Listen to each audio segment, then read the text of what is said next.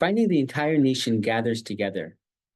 But when we finally unite, it's to stamp out and erase an entire Shevet from our nation.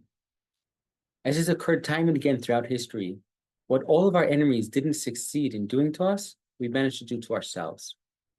Like those self-hating Jews today, trying to keep Israel from being able to defend ourselves and trying to hold back funds and much needed aid in a time of need, trying to corner us into agreements that will ensure that we can never defeat our enemies.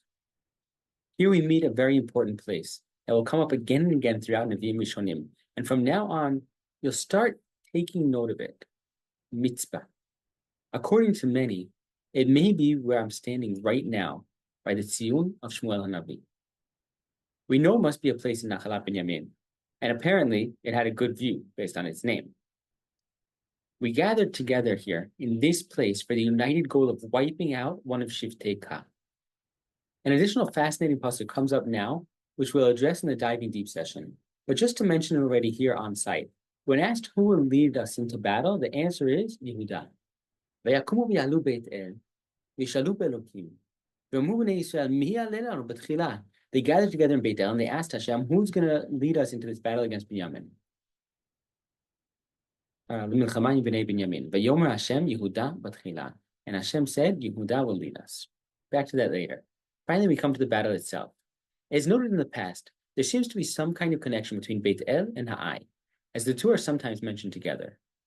Here, in this parak, we have mention of asking Hashem in Beit El if we should go to war and continue to fight against Binyamin. And Hashem allows them to continue in this evil way, as that's in essence the way that we've chosen for ourselves.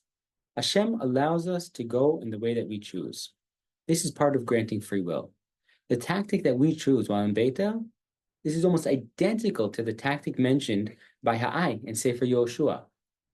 After losing at first, we place a significant force hiding out behind the city, out of sight, draw the defenders out and away from the city that they're meant to protect by feigning defeat and retreat.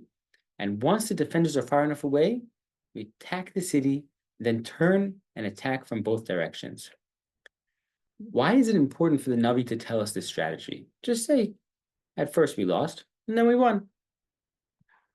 Perhaps we're meant to connect between these two events. Remember why we lost against Ha'ai to begin with? Remember the lesson of Achan? You asked Hashem if you can attack Binyamin. You can, if you wish, but you have to realize you're harming yourselves. We're all responsible for each other, but we forgot. And we'll only come back to our senses, at least somewhat, in the next parak.